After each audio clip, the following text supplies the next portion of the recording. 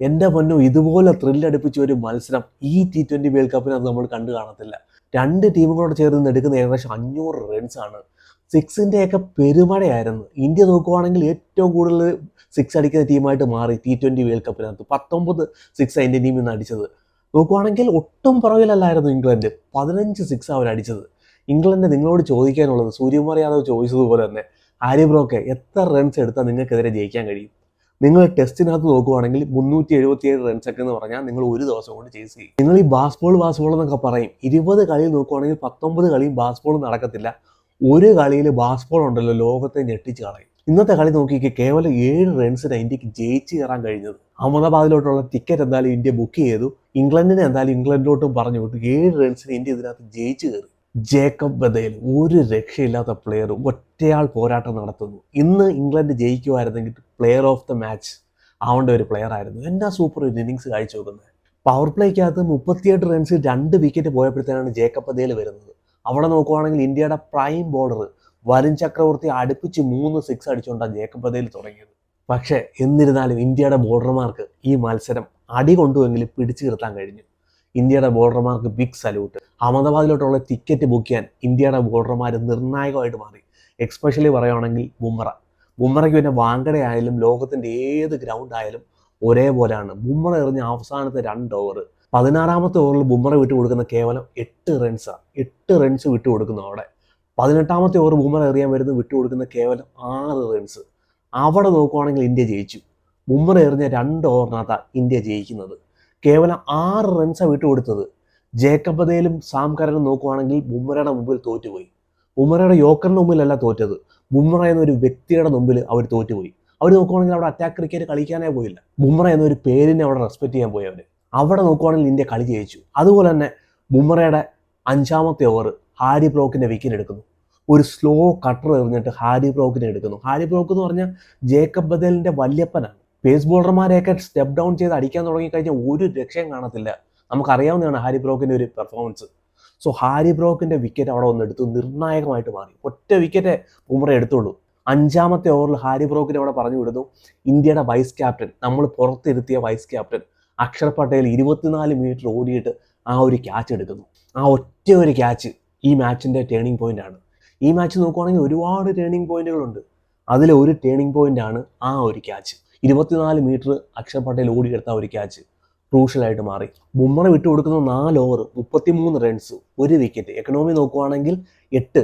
ഈ വേൾഡ് കപ്പിലെ ഏറ്റവും best economy നോക്കുവാണെങ്കിൽ ബുംറയുടെയാണ് 6.5. പവർ പ്ലേക്കകത്ത് ഒന്ന് വിക്കറ്റ് എടുക്കാൻ കഴിയുന്ന ഒരു ബോളർ. ഇപ്പം ബുംറ വന്നിട്ട് വിക്കറ്റ് എടുക്കുന്ന യോക്കർ അറിഞ്ഞല്ല.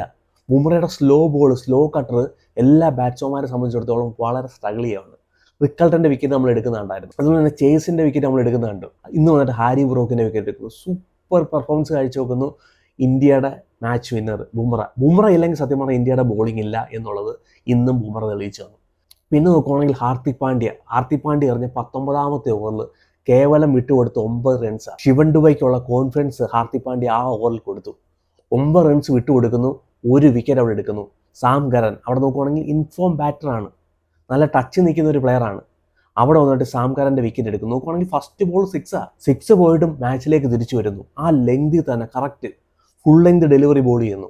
ബോഡി ടു ബോഡി തന്നെ ബോൾ ചെയ്യുന്നു. ബാറ്റ്സ്മാൻ നോക്കുവാണെങ്കിൽ ഒരു റൂം കൊടുക്കുന്നില്ല, കറക്റ്റ് ബോഡി ടു ബോഡി തന്നെ ബോൾ ചെയ്യുന്നു. ലോങ് ഓണും ലോങ് ഓഫിനും ഫീൽഡറെ സെറ്റ് ചെയ്ത് കുറച്ച് വൈഡായിട്ട് വെച്ചിട്ട് കറക്റ്റ് ലെങ്തിൽ ബോൾ ചെയ്യുന്നു, ഹിറ്റ് ചെയ്ത്. അവിടെ ആണ് 9 റൺസ് കൊടുക്കുന്നു, വിക്കറ്റ് എടുക്കുന്നു. ഞാൻ വിചാരിച്ചു തിലക് വർമ്മ ആ ക്യാച്ച് വിട്ട് കളയുമെന്ന് വിചാരിച്ചു. തിലക് വർമ്മ ഈ സീരീസ് നോക്കുവാണെങ്കിൽ അനവധി ക്യാച്ചുകൾ വിട്ട് കളഞ്ഞതാണ്. പക്ഷേ തിലക് വർമ്മ മനോഹരമായിട്ട് ആ ക്യാച്ചുകൾ എടുത്തു. ഇന്ത്യയുടെ ഫീൽഡിങ് നോക്കുവാണെങ്കിൽ ഔട്ട്സ്റ്റാൻഡിങ് ആയിരുന്നു. അങ്ങും കുറച്ച് റൺഔട്ടിന് ചാൻസ് ഒക്കെ കൊണ്ട് കളഞ്ഞുവെങ്കിലും ഫീൽഡിങ് നോക്കുവാണെങ്കിൽ കഴിഞ്ഞ കളിയിൽ നിന്ന് ബെറ്റർ ഒരു പെർഫോമൻസ് കാഴ്ചവെച്ചു. ഇന്ന് ഇന്ത്യയുടെ ഫീൽഡിങ് കൊണ്ടാണ് ഇന്ത്യക്ക് ഇന്ന് ജയിച്ചു കയറാൻ കഴിഞ്ഞത്. ഹാർദിക് പാണ്ഡ്യയുടെ അവിടുത്തെ ബോളിങ്, അവസാനത്തെ ഓവർ ഇനി അക്ഷർ പട്ടേൽ ആണെങ്കിലും ശിവൻ ദുബൈക്കാണെങ്കിലും അന്ന് എറിയാനുള്ള കോൺഫിഡൻസ് കൊടുക്കുന്നു ഹാർദിക് പാണ്ഡ്യ. 30 റൺസ് വേണം അവസാനത്തെ ഓവറിൽ. എന്നിട്ട് നോക്കിക്കേ, അവസാനത്തെ 3 ബോളിൽ ശിവൻ ദുബൈ 3 സിക്സ് അടിച്ചു. കേവലം 7 റൺസിന് അവർ പരാജയപ്പെട്ടത്. സോ ഹാർദിക് പാണ്ഡ്യയുടെ ആ ഒരു ടൈറ്റ് ഓവർ ഇല്ലായിരുന്നെങ്കിൽ കളി പോയായിരുന്നു. ഹാർദിക് പാണ്ഡ്യ കളിച്ച അവസാനത്തെ ഓവർ വിൽ ജാക്കിനെതിരെ ഫസ്റ്റ് ബോൾ ഒരു 6 അടിക്കുന്നു, 2ാമത്തെ ബോൾ ഒരു ഡോട്ട് ബോൾ ആവുന്നു. അക്ഷർ പട്ടേലിനോട് പറഞ്ഞു ഓടണ്ട, ഞാൻ അടിച്ചോളാം. അത് അടുത്ത ബോൾ 6 അടിക്കുന്നു. അതായത് ആ ഓവറിൽ 16 റൺസ് എടുക്കുന്നു. അതായത് ഒരു ബോൾ ഡോട്ട് ബോൾ ആക്കുന്നു, അടുത്ത ബോൾ 6 അടിക്കുന്നു. മേ ബി അവിടെ സിംഗിൾ എടുത്തിരുന്നെങ്കിൽ അക്ഷർ പട്ടേൽ വന്നിട്ട് റൈറ്റ് ഹാൻഡ് ഓഫ് ബ്രേക്ക് ബോളറിന്റെ മുമ്പിൽ മേ ബി സ്ട്രഗിൾ ചെയ്തേനെ. മേ ബി ആ ഒരു 6 വന്നെന്ന് വരത്തില്ല, മേ ബി ആ ഒരു 16 റൺസ് വന്നെന്ന് വരത്തില്ല. ഹാർദിക് പാണ്ഡ്യ അവിടെ ബാറ്റിങ്ങിൽ കാഴ്ചവെച്ച ആ ഒരു കോൺട്രിബ്യൂഷൻ, അവസാനത്തെ ഓവറിൽ വിൽ ജാക്കിനെ അടിച്ച 2 6 ഇന്ത്യക്ക് ഇന്ന് 7 റൺസിന് ജയിക്കാൻ നിർണായകമായ ഒരു ഘടകമായിട്ട് മാറി. അതുപോലെ തന്നെ ഹാർദിക് പാണ്ഡ്യയുടെ ക്യാമിയോ ബാറ്റിംഗ് ഇന്നിങ്സ് ഇന്നും വന്നിട്ട് ഫിനിഷ് ചെയ്യുന്നു. ഇതേ വാങ്കയുടെ മണ്ണിലാണ് ഹാർദിക് പാണ്ഡ്യ കൂവി കളിയാക്കിയത്. ഇന്നും ഇന്ത്യൻ ടീമിന്റെ രക്ഷകനായിട്ട് മാറുന്നു. വലിയ മാച്ചിലെ വലിയ പ്ലെയറാണ് Hardik Pandya. Super batting performance കാഴ്ചവെക്കുന്നു. അതുപോലെ തന്നെ ഫിലിപ്പ് സാൾട്ടിന് രണ്ടാമത്തെ ഓവർ തന്നെ പറഞ്ഞു വിടും. നല്ല ലെങ്തിൽ, ഗുഡ് ലെങ്ത് ഡെലിവറിയിൽ ഔട്ട് സൈഡ് ഓഫ് സ്റ്റമ്പിൽ ഇട്ട് കൊടുക്കുന്നു. ലെഗ് സൈഡിൽ ഇട്ട് കൊടുക്കുകയാണെങ്കിൽ ഫിലിപ്പ് സാൾട്ട് സ്ക്വയറിന് മണ്ടേ കൂടെ 6 അടിക്കും.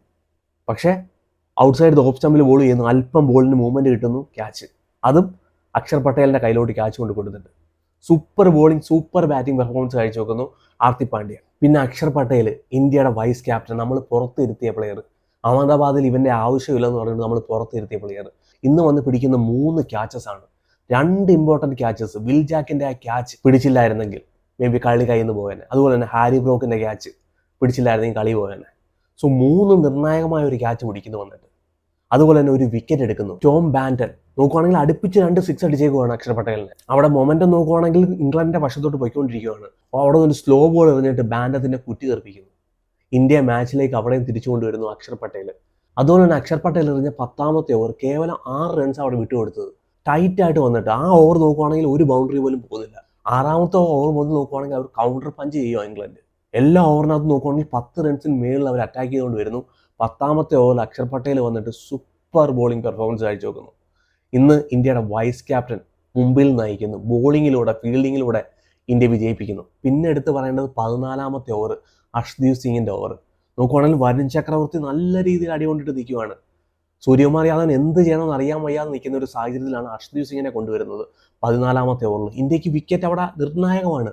ബത്തേലും വിൽ ജാക്കും കൂടെ ചേർന്ന് അവിടെ പാർട്ണർഷിപ്പ് ഉണ്ടാക്കുന്നു. 14ാമത്തെ ഓവറിനകത്ത് അർഷ്ദീപ് സിംഗ് അവിടെ ബ്രേക്ക് ത്രൂ കൊണ്ടുവരുന്നു. അവിടെയാണ് അക്ഷർ പട്ടേൽ എടുത്ത ആ മനോഹരമായ ഒരു ക്യാച്ച്. ബൗണ്ടറി ലൈനിൽ നിന്ന് ക്യാച്ച് എടുക്കുന്നു, നേരെ ശിവൻ ഡുബെയുടെ കയ്യിലോട്ട് ഇട്ട് കൊടുക്കുന്നു. അർഷ്ദീപ് സിംഗ് ഇന്ത്യയുടെ മാച്ച് വിന്നറായിട്ട് മാറുന്നു. റൺസ് വഴങ്ങി, പക്ഷേ ആ 14ാമത്തെ ഓവർ അർഷ്ദീപ് സിംഗിന്റെ ഇമ്പോർട്ടൻ്റ് ആയിരുന്നു. ഇന്ത്യ മാച്ചിലേക്ക് തിരിച്ചു കൊണ്ടുവന്നു. എന്തായാലും ഇന്ത്യക്ക് ഈ സ്കോർ ഡിഫെൻഡ് ചെയ്യാൻ കഴിഞ്ഞു. നോക്കുകയാണെങ്കിൽ ഒരു ഫ്ലാറ്റ് പിച്ച് ആയിരുന്നു. ടോസ് കിട്ടിയ ഹാരി ബ്രോക്ക് എന്തായാലും ചേസ് ചെയ്യാൻ ഇറങ്ങുമായിരുന്നു. ഇന്ത്യക്ക് വേണ്ടത് ബാറ്റിംഗ് ആയിരുന്നു. ഇന്ത്യ നല്ലൊരു ടോട്ടൽ എന്തായാലും ബോളിനകത്ത് വെച്ചു, അവിടുന്ന് ജയിച്ച് കയറാൻ കഴിഞ്ഞു. മേ ബി ഇന്ത്യക്ക് ചേസ് ചെയ്യാനുള്ളൊരു കോൺഫിഡൻസ് ഇല്ലായിരുന്നു. സൂര്യകുമാർ യാദവിന്റെ ബോഡി ലാംഗ്വേജിൽ തന്നെ മനസ്സിലായിരുന്നു ചേസ് ചെയ്യാനുള്ളൊരു കോൺഫിഡൻസ് ഇല്ല. പ്രത്യേകിച്ച് നമ്മൾ കണ്ടതാണ് ഇന്ത്യയുടെ 2 ചേസുകളും ഇന്ത്യ സ്ട്രഗിൾ ചെയ്തു. ഇന്ത്യ ഈ സീരീസുകൾ ഉടനീളം നോക്കുവാണെങ്കിൽ ചേസിൽ ഇന്ത്യ പതറി. പക്ഷേ ഫസ്റ്റ് ടാർഗറ്റ് സെറ്റ് ചെയ്യാൻ വേണ്ടി ഇന്ത്യ മുമ്പിലായിരുന്നു. ഇന്ന് നോക്കുവാണെങ്കിൽ ഇന്ത്യക്ക് ഒരു ടാർഗറ്റ് സെറ്റ് ചെയ്യാൻ പിന്നെ സഹായിച്ചു സഞ്ജു സാംസൺ. എന്താ സൂപ്പർ ബാറ്റിംഗ് ആയിരുന്നു. ഇന്ന് എല്ലാവരും നോക്കിയിരുന്നതാണ്. ജോഫ് ആർച്ചറിന്റെ മുമ്പിൽ സഞ്ജു സാംസൺ വാങ്കയുടെ മണ്ണിൽ പിന്നെയും വീഴുമെന്ന് പറഞ്ഞ് നോക്കിയിരുന്നവരുടെ മുമ്പിൽ ജോഫ് ആർച്ചറെ 4 6 അടിച്ചിട്ട് സഞ്ജു സാംസൺ ഇന്ന് പകരം വീട്ടി. 4 6 3 4 ജോഫ് ആർച്ചറിനെ അടിച്ചത്. കേവലം 2 ഓവർ എറിഞ്ഞതേ ഉള്ളൂ ജോഫ് ആർച്ചർ. ആദ്യത്തെ 2 ഓവറിൽ 26 റൺസാണ് ജോഫ് ആർച്ചറിനെ അടിച്ചു കൂട്ടിയത് സഞ്ജു സാംസൺ. എന്നാ മനോഹരമായിട്ടാണ് സഞ്ജു സാംസൺ ഇന്ന് ബാറ്റ് ചെയ്തതെന്ന് അറിയാമോ? മെച്യൂർ ഇന്നിങ്സ് വന്ന് കാഴ്ചവെക്കുന്നു സഞ്ജു സാംസൺ. ജോഫ് ആർച്ചറിന്റെ 3ാമത്തെ ബോൾ നോക്കുവാണെങ്കിൽ ഒരു ഗുഡ് ലെങ്ത് ഡെലിവറി, ലോങ് ഓഫിന്റെ മേളിലൂടെ ഒരു ബൗണ്ടറി അടിച്ച് സഞ്ജു സാംസൺ തുടങ്ങുന്നു. അടുത്ത 4ാമത്തെ ബോൾ നോക്കുവാണെങ്കിൽ ഹാർഡ് ലെങ്ത് ഡെലിവറി എറിയുന്നു തലയ്ക്ക് നേരെ, ഫൈൻ ലെഗിന്റെ മണ്ടയിലൂടെ ഒരു 6. ജോഫ് ആർച്ചറിനെ നോക്കുവാണെങ്കിൽ സഞ്ജു സാംസൺ ഇന്ന് അച്ചാറിട്ട് വെച്ചു. എടുത്തിട്ട് അലക്കിയെന്ന് പറഞ്ഞാൽ മതിയായിരുന്നു. ഒരു സ്ലോ കട്ടർ എറിഞ്ഞായിരുന്നു, അത് മിഡ് വിക്കറ്റിന്റെ മണ്ടയിൽ കൂടെ അടിച്ച് ഒരു ലോങ് 6 കാണുമായിരുന്നു. അതേ ജോഫ് ആർച്ചറിനെ തന്നെ അവസാനത്തെ ഓവർ എറിയാൻ വന്നപ്പോഴത്തേന് ഓഫ് സൈഡിന്റെ മണ്ടയിൽ കൂടെ ഒരു കട്ട് ഷോട്ട് അടിച്ച് കാണുമായിരുന്നു, അതും ഒരു 6. ടോട്ടൽ 4 6 ആണ് ഇന്ന് നോക്കുവാണെങ്കിൽ ജോഫ് ആർച്ചറിനെ അടിച്ചത്. ജോഫ് ആർച്ചറിന്റെ കരിയർ അവസാനിക്കുന്ന ഒരു പ്രകടനമാണ് സഞ്ജു സാംസണും തിലക് വർമ്മയൊക്കെ അടങ്ങുന്ന ഇന്ത്യൻ ടീം കാഴ്ചവെച്ചത്. ജോഫ് ആർച്ചറിൽ നിന്ന് വഴങ്ങിയത് 4 ഓവറിൽ 61 റൺസ്, 1 വിക്കറ്റ്. അതുപോലെ എടുത്തിട്ട് അടിക്കുമായിരുന്നു. തിലക് വർമ്മ എടുത്തിട്ട് അടിക്കുന്നുണ്ടായിരുന്നു. തിലക് വർമ്മ നോക്കുവാണെങ്കിൽ 3 6 ബാക്ക് ടു ബാക്ക് അടിച്ചത്. സഞ്ജു സാംസൺ വന്ന് സൂപ്പർ ഒരു ബാറ്റിംഗ് പെർഫോമൻസ് കാഴ്ചവെക്കുന്നു. 15 റൺസിൽ സഞ്ജുവിന്റെ ഒരു ക്യാച്ച് വിട്ട് കളഞ്ഞു ഹാരി ബ്രോക്ക്. സത്യം പറഞ്ഞ ക്യാച്ച് അല്ല വിട്ട് കളഞ്ഞത്, അഹമ്മദാബാദിലോട്ടുള്ള ടിക്കറ്റാണ് വിട്ട് കളഞ്ഞത് ഹാരി ബ്രോക്ക്. ആ ഒരു ക്യാച്ച് എടുത്തിരുന്നെങ്കിൽ മേ ബി ഇന്ത്യ പ്രഷറിലോട്ട് പോയേനെ.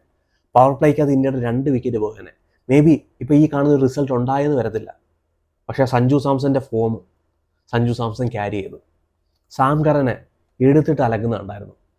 സാം കറൻ വന്നിട്ട് സ്ലോ ബോൾ എറിഞ്ഞുകൊണ്ടിരിക്കുമോ സഞ്ജു സാംസനെതിരെ. സഞ്ജു അവിടെ വെയിറ്റ് ചെയ്തിട്ട് എടുത്തിട്ട് അലക്കുന്നുണ്ടായിരുന്നു സാം കറനെ. 8 ഓവർ ആയപ്പോഴത്തേക്ക് ഇന്ത്യൻ ടീം 100 കടന്നു. സഞ്ജു ഔട്ടാകുമ്പോഴത്തേന് ഇന്ത്യയുടെ സ്കോർ 168-ൽ 3. 13ാമത്തെ ഓവറിലാണ് സഞ്ജു ഔട്ടായി പോകുന്നത്.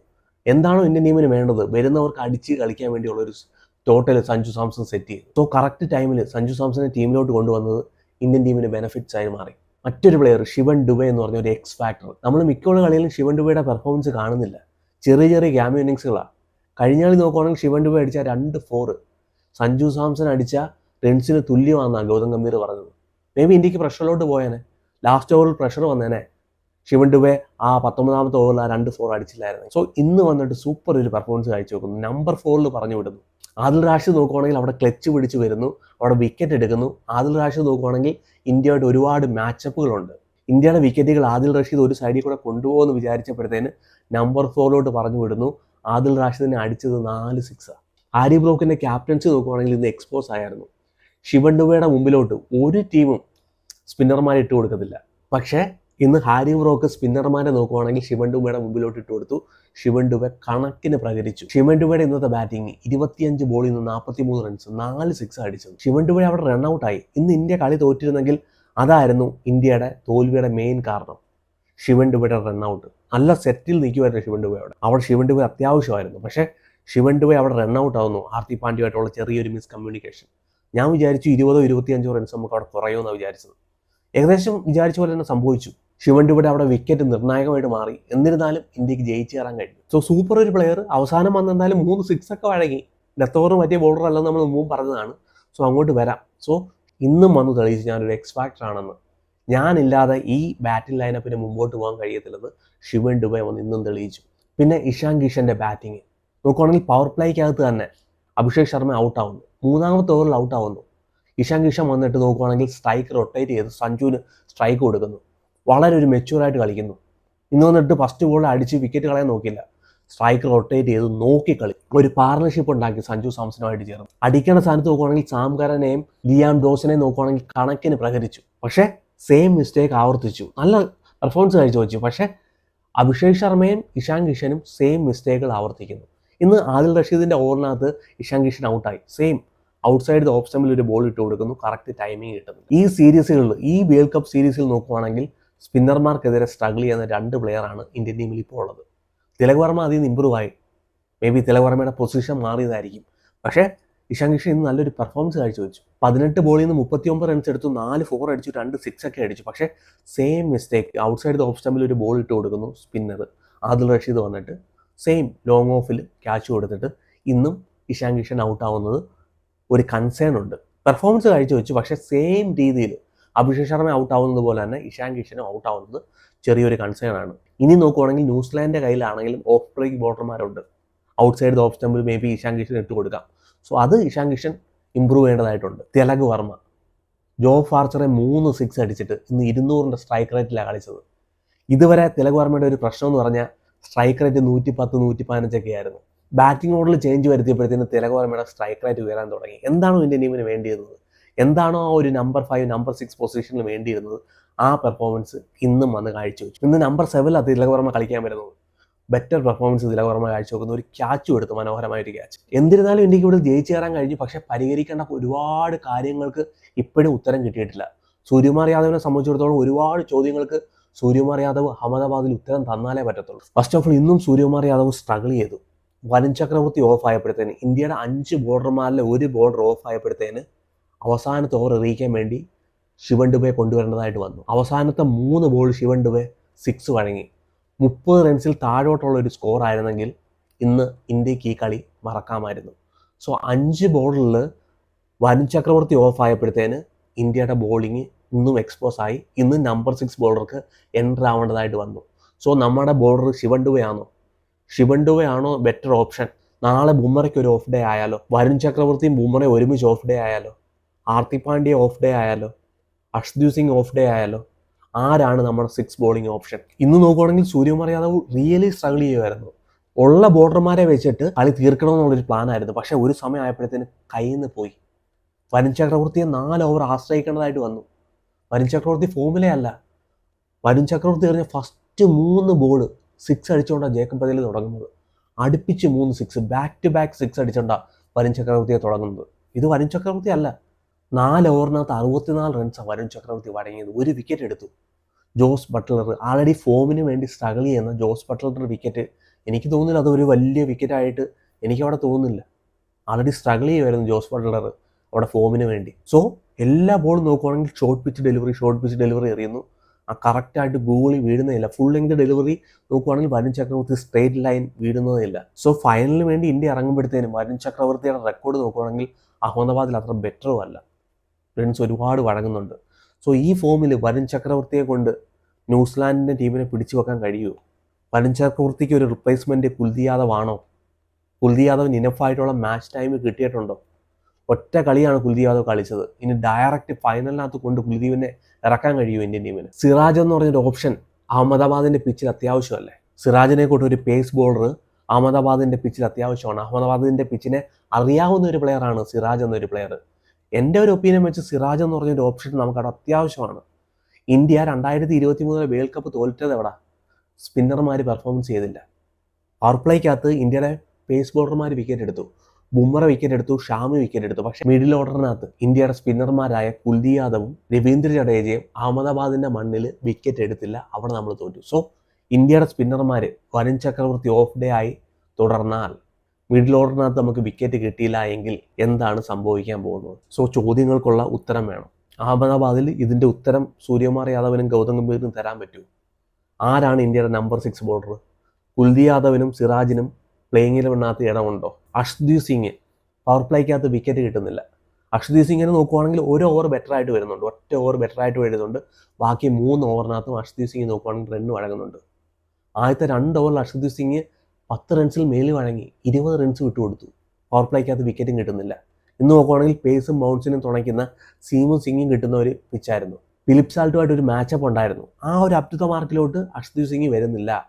സോ ഇന്ത്യക്ക് ബുംറയോ അർഷ്ദീപ് സിംഗോ ഹാർദിക് പാണ്ഡ്യയോ ഓഫ് ആയാൽ Varun Chakravarthy already out of ഫോമിലാണ്. അക്ഷർ പട്ടേലിൽ റൺസ് വഴങ്ങിയാൽ നമ്പർ 6 ബോളർ ആരാണ്? ശിവൻ ദുബെ നമുക്ക് ആശ്രയിക്കാൻ പറ്റൂ? ഇല്ല എന്നാണ് ഇന്നത്തെ കളിയിലും തെളിയിക്കുന്നത്. സോ എൻ്റെ ഒരു ഒപ്പീനിയൻ വെച്ചിട്ട് സിറാജും കുൽദീപ് യാദവിന് ഈ പ്ലേയിങ് ഇലവനിൽ അത്യാവശ്യമാണ്. സിറാജിന് അഹമ്മദാബാദിൻ്റെ പിച്ച് നല്ലവണ്ണം അറിയാം, ഗുജറാത്ത് ടൈറ്റൻസിന് വേണ്ടി കളിക്കുന്നുണ്ട്. സോ ഇതിനുള്ള ഉത്തരം അഹമ്മദാബാദിൽ ഇന്ത്യൻ ടീം തരുമെന്ന് ഞാൻ പ്രതീക്ഷിക്കുന്നു. സോ ചരിത്രം ആവർത്തിക്കുമോ എന്നുള്ളത് കാത്തിരുന്ന് കാണാം. 2016 മുതൽ 2024 വരെ നോക്കുവാണെങ്കിൽ സെമി ഫൈനലിനകത്ത് ഗ്രൂപ്പ് 2 ആരാണോ ജയിച്ചിട്ടുള്ളത് അവരാണ് കപ്പ് ഉയർത്തിയിട്ടുള്ളത്. സോ ഇന്ത്യൻ ടീമിന് ഈ ടൈറ്റിൽ ഡിഫെൻഡ് ചെയ്യാൻ കഴിയുമോ? ഒരു ഹോസ്റ്റ് നേഷൻ ഇതുവരെ കപ്പ് നേടിയിട്ടില്ല, ഇന്ത്യക്ക് ഡിഫെൻഡ് ചെയ്യാൻ കഴിയുമോ എന്നുള്ള ചോദ്യത്തിൻ്റെ ഉത്തരം അഹമ്മദാബാദിൻ്റെ മണ്ണിൽ നമുക്ക് കിട്ടും. സോ കാത്തിരുന്ന് കാണാൻ എന്താ സംഭവിക്കുന്നതെന്ന്.